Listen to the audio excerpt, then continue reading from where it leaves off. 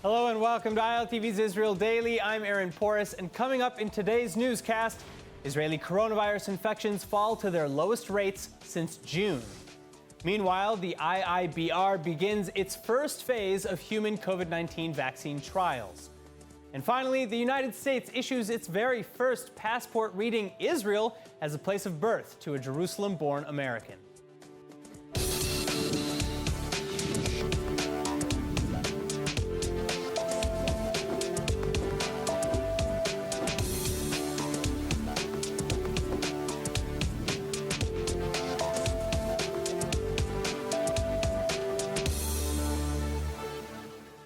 Halloween weekend in Israel ending with some more relatively good news on the coronavirus front.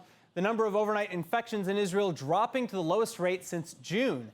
And this as the nation gets set to enter the next stage in Israel's lockdown exit strategy. Nittany Manson reporting. November has come, and with it the next stage in Israel's coronavirus lockdown exit program. Some 500,000 school children across the country heading back to classrooms between grades 1 and 4, much to the joy of parents everywhere. I'm very happy to bring my kid today to school. He misses his friends and his teachers, and for me it's good because I can do my work in quiet and in peace and go to work, and I think it's better for all of us. This is real health, if you want to be healthy. Then houses of worship, beauty salons, B&Bs, and select other businesses are also reopening, albeit very carefully. איזה כיף לחזור לשגרה, כמעט שגרה. כמעט שגרה, למה? למה? כי אנחנו צריכים לעבוד במתכונת מצומצמת, כי אנחנו לא יכולים להתפרנס באותה צורה שהתפרנסנו קודם. אנשים מאוד מפחדים. יש הרבה לקוחות שחוששים להגיע למרות כל המצב שפתחו הכל, עדיין אנשים מאוד חוששים להגיע. ואנחנו מנסים לעשות את המיטב, אחרי כמעט חודש וחצי שהיינו סגורים, והודות לממשלה הנכבדה קיבלנו מענקים זעומים שלא מאפשרים לכולם להתקיים. אני אפתיע אותך שחלק מהחברים שלי מחר והיום לא חוזרים לעבוד כי הם סגרו את המספרות כי לא יכלו לעמוד בהוצאות. כולנו נהיה עם מסכות, נשמור, הלקוחות ימתינו בחוץ בזמן שיש לקוחה אחת בפנים. נקווה לטוב. לא רק מסגר, יש פחד אמיתי להיכנס לבידוד. זאת אומרת, בכל רגע נתון יכולים לשלוח ההודעה שאתה נכנס לבידוד, ואז אתה עוד 10 ימים, 14, אני כבר לא יודע מה החליטו, כמה ימים אתה צריך להיות בבידוד, אתה עוד כמה ימים בבית. ובזה בכלל, אם עובד שלי יוצא עכשיו לבידוד, אני צריך לשלם את זה. שום דבר לא מאורגן, שום דבר לא מסודר.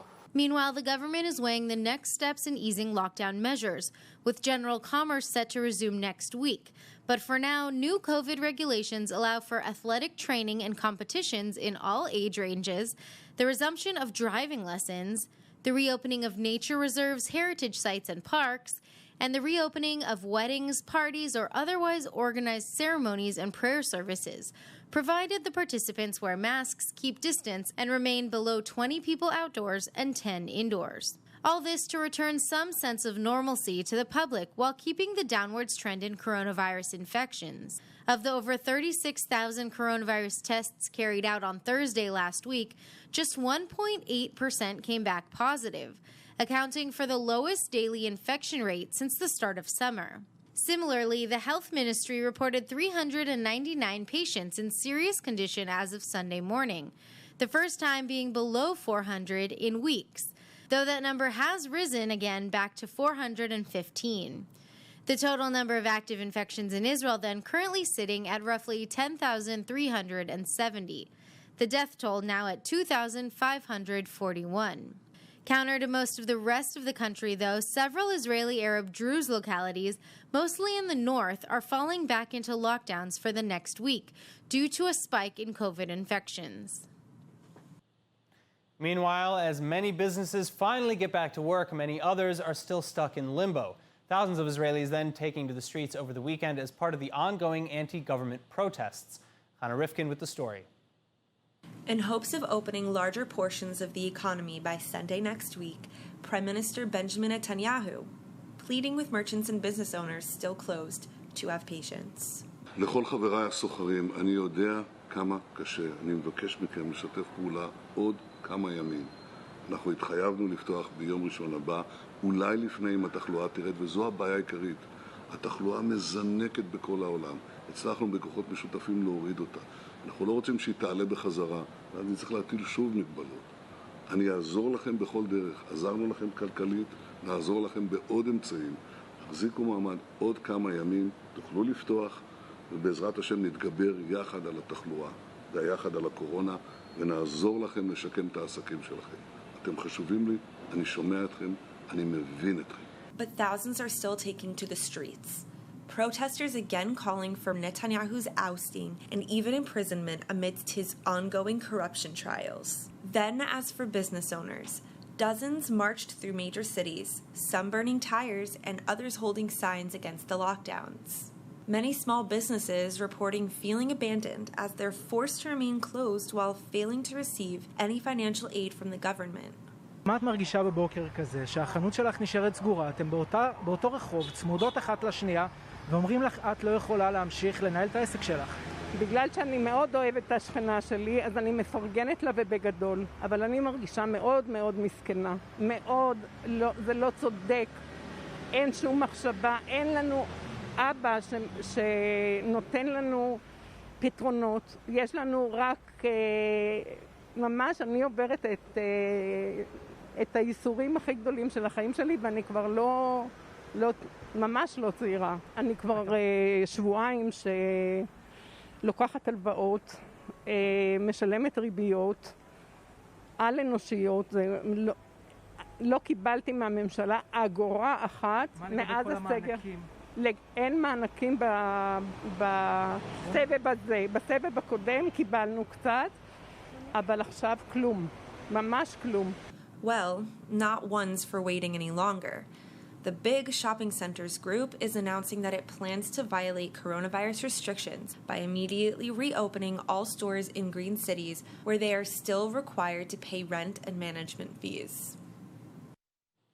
Now, aiming to win the war and not just battles, Israel's national coronavirus vaccine, Life, has officially entered into phase 1 human trials. 26-year-old Segev Harel and 34-year-old Anar Otolengi, the first two volunteers to be inoculated in Israel's first human trials for a COVID-19 vaccine. The two patients now set to remain in hospital for the next 24 hours for close observation.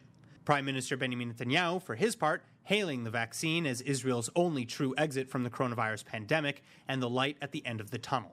פגשנו עכשיו את סגב, ישראלי בן 26, שהתנדב להיות ראשון בקו החזית ומקבל את הניסוי בעצם של התרופה או החיסון שפותח כאן על ידי המדענים המוכשרים במכון הביולוגי, ואנחנו מאחלים הצלחה לשלבים האלה ולאחרים, ובעזרת השם יהיה לנו חיסון תוצרת הארץ, דבר גדול מאוד. I assume that in the end of next summer we will have a vaccine to all the population in Israel. As for trial participants Harel and Otolengi, they're again hailing the tests as an historic opportunity in which they can help the rest of the country. 47-year-old Boaz Kolodner, on the other hand, was supposed to participate in this trial, similarly stating what an honor it is to take part. But he's since been forced off the list, as serological testing ahead of the trial has revealed that he's already been infected with COVID-19 and has antibodies present in his blood. Still, he urges the rest of the public then to take his place and volunteer.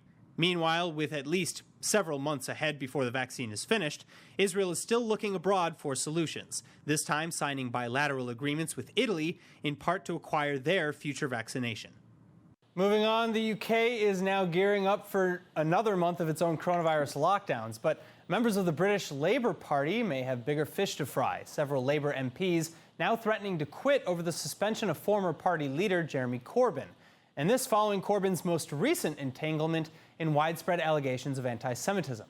Well, joining me now with the details is managing editor of Ynet News in English, Sarah Miller. Sarah, thank you so much for being with us. Thank you for inviting me. It's our pleasure. All right, now Jeremy Corbyn has finally been suspended after 5 years of controversial rhetoric, though. So what's the update as of right now? What's happening to the Labour Party at this moment? Oh, Jeremy Corbyn. This is the culmination of 5 years of real worry by the British Jewish community that the Labour Party had elected an anti-Semite, somebody who did not like Jews, somebody who was quite unabashed about his preference within the Israeli-Palestinian conflict for the Palestinian side, which is fine, but then it found itself spilling over into relations with the British Jewish community, who were very worried by some of the things that he and his allies had said and done. Well, so what's the latest allegation exactly? I understand that there was an investigation and he argued against it, and that has led to his current suspension? So about a year and a half ago, the Equalities and Human Rights Commission in Britain, which was actually set up by the Labour Party, announced an investigation into allegations of anti-Semitism within the party. The investigation was thorough-ish. It looked at dozens of cases of alleged anti-Semitism and the way that the party had handled it, and found that the party had been so remiss in its handling of the situation that it was tantamount to breaking the law, including the harassment of Jewish members who had complained about alleged anti-Semitism. So how do British Jews feel about the situation, though, right now? Because we know that the anguish that has been felt since Jeremy Corbyn has become a more vocal leader in Parliament, what's changed? What's going on? British Jews feel relieved, they feel vindicated, and they feel heard. British Jews, many of whom have traditionally supported the Labour Party, have been saying for a long time there is something not right within the party.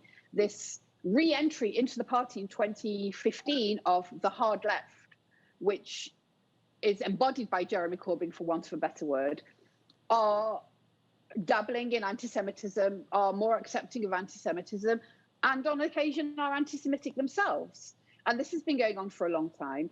And up until the changing of the guard in April and the change of the leadership of the party, they were told, you're imagining it, you have a different agenda, you are weaponizing anti-Semitism, you are using it for your own political ends. And that's both a horrible and a frightening feeling for European Jews who are told that their concerns about anti-Semitism are misplaced, unfounded, and essentially ignored. Well, and that's all changed. Well, and you're saying now, you're saying that this has been going on for a long time, but I think that people really don't even understand just how long. We understand that Tony Blair in 2004 tried to oust Corbyn from the party. Why didn't that work? Corbyn's been kicking around on the backbenches of the Labour Party for decades. He is very far to the left. He likes to hang out with, should we say, some unsavory people. And Blair just kept him around as a useful idiot, somebody who he could hold up and say, I've got full control of the party, from the left-leaning people like Corbyn to the people more on the right. I'm in charge. I'm in control. And even these people on the fringes of the party are listening to me. I see. And so, what are maybe some of your projections for the future of the Labour Party? Well, I think that people shouldn't underestimate Keir Starmer, is the first thing. I think that Starmer was very clear from the beginning when on his first day as leader of the party, and he said, I am not going to put up with anti-Semitism. There is a zero tolerance policy. And now we are seeing that play out. What that happens with whether Corbyn and his friends within the party, his far left friends within the party, essentially take their ball and go home, whether they stay within the party now that Corbyn has essentially been kicked out, remains to be seen. At the moment, that's what they're threatening. Whether they actually do or whether they're gently shown the door by Starmer at a future date remains to be seen. All right, Sarah Miller, thank you so much. Thank you very much. Goodbye. In other news, the White House is moving forwards with plans to sell 50 F-35 fighter jets to the United Arab Emirates as part of the landmark Abraham Peace Accords signed in D.C. in September. The sale, however, now sits before the United States legislature, which can vote to block the advanced arms deal. Then taking things further, Israeli media is reporting now that the UAE is also looking to acquire missile defense systems produced in Israel, though there is no confirmation of this deal as of yet. Israel, in the meantime, originally having campaigned against the sale of advanced weapons to the Gulf, has seemingly come around. The Trump administration approving the sale of a series of advanced F-22 stealth Raptor fighter planes to Jerusalem as well, in a bid to help Israel maintain its qualitative military edge in the region. But again, this sale, too, will require Congress's ratification. Now, speaking about agreements with the Gulf, the newly established Gulf-Israel Women's Forum has begun, with the first face-to-face meeting taking place in Dubai last week. And initial participants in the landmark group, including the UAE's first female life coach, Deputy Mayor of Jerusalem, Flor Hassan Nahum, and a Hebrew-speaking Emirati who is co-authoring a kosher cookbook. But born as an offshoot of the UAE-Israel Business Council, which was created just this past summer, the new Women's Forum aims to facilitate a solid exchange of cultural and business ideas. Emirati life coach Gada Zakaria adding that we didn't know it would happen and didn't see it coming, but we'd all been thinking about it, hoping for it, praying for it. Now, on another note, Election Day in the United States is fast approaching, and the polls are seemingly constantly swinging. So what's in store for the future, and what does it mean for Israel-U.S. relations? Well, joining us to discuss is former Israeli diplomat and expert on Israel-American relations, Nadav Tamir. Nadav, it's an honor to have you. Thank you so much. Thank you for having me.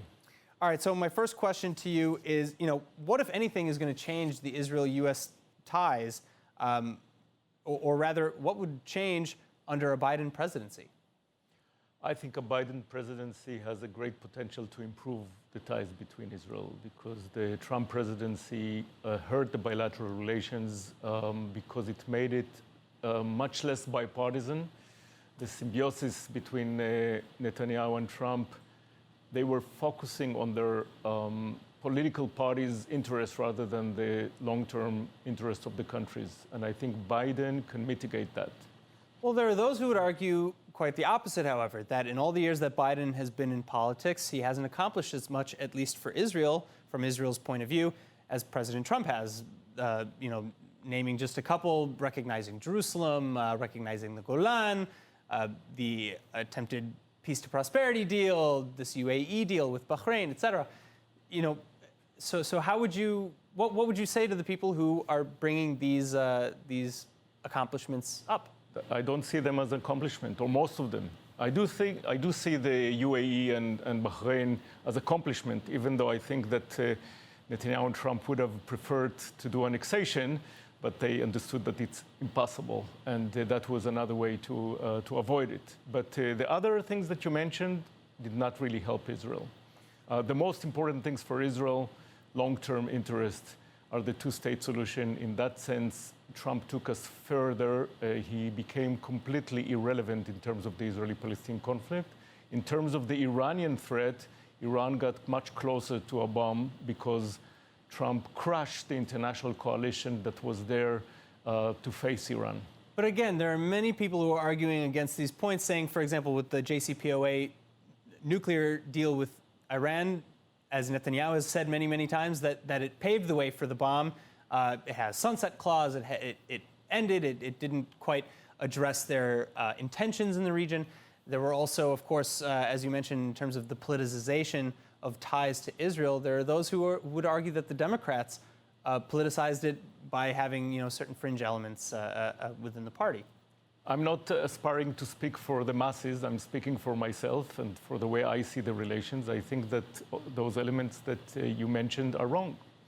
I think that going to Washington to speak against an elected president made a great damage to the bilateral relations. And I think it actually even worked against the goal, because it forced Democrats to support Obama on the deal that Netanyahu didn't like. So I don't see how those actions were good for Israel. And I actually believe that Trump was not a good president for Israel because of many reasons, not just the bilateral ones. Because Trump made America weaker in terms of its international influence, in terms of the leader of the free world. And Israel needs a strong America that can bring the world in terms of global things like climate change or pandemic prevention, but also in terms of facing Iran, Syria, and promoting an agreement with the Palestinians, which I don't think Trump really helped to bring about.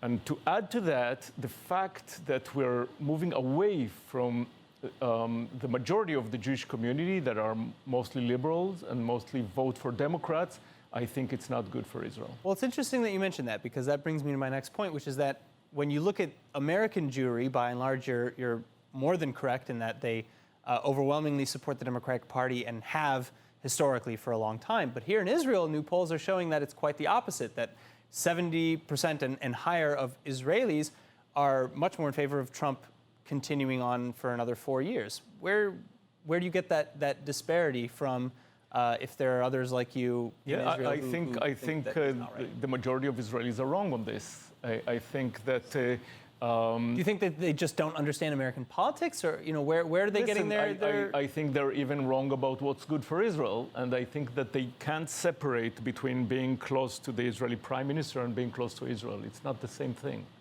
For the long-term interest of Israel, I don't think this presidency was helpful. But most people, they feel defensive. They like when someone is kind of supporting our prime minister, but I think that the combination of Netanyahu and Trump is not good for Israel, not good for the Jewish people, and not good for humanity. All right, Adav Tamir, strong words ahead of the election. Thank you so much for joining us. Thank you for having me. All right, finally, the moment has come. Following decades of promises, United States citizens born in Jerusalem can now officially list their birthplaces as Israel in their U.S. passports. And United States Ambassador to Israel, David Friedman, presented his first such passport to Menachem Zivotofsky just ahead of the weekend. Menachem and his parents are with us today. He's 18 years old. He's waited a long time for this moment to come. Today, we say to Menachem Zivotofsky, you have a nation of birth, the state of Israel. I'm humbled and honored to receive this passport as a representative of the many American citizens born in Jerusalem who can now have their official government documents reflect the fact that they were born in Israel. The Palestinian Authority, on the other hand, is of course upset with the move, arguing that it's just another attempt by the United States to undermine peace efforts in the region, especially as the PA wants East Jerusalem to be a capital of a future Palestinian state. The status change makes good on years of promises for recognition from the United States, however. Friedman adding that we are righting an old wrong and strengthening the unbreakable bond between our two countries yet again. And this as Prime Minister Benjamin Netanyahu likewise is hailing the Trump administration for rejecting old policy. Now let's take a look at the weather forecast. Tonight you can expect cool temperatures with lows around 65 Fahrenheit or 18 degrees Celsius. Then tomorrow should have clear skies and a slight drop in temperatures for a high of around 76 degrees Fahrenheit or 24 Celsius. And now, of course, before we go, let's take a look at what's going viral in Israel.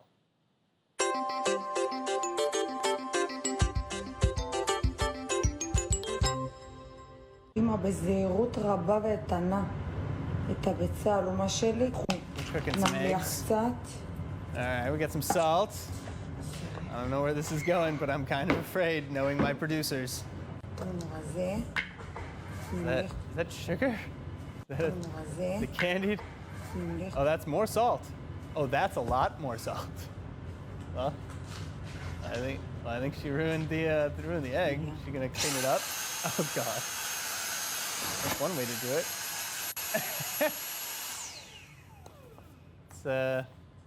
Well, now it's scrambled. It's fine. just put it in reverse and put it back. All right, that's it for today's news. Today's exchange rate is 3.41 shekels to the American dollar and 2.56 shekels to the Canadian dollar. For more news from ILTV, please like ILTV on Facebook, follow us on Instagram, and subscribe to our YouTube and Roku TV pages.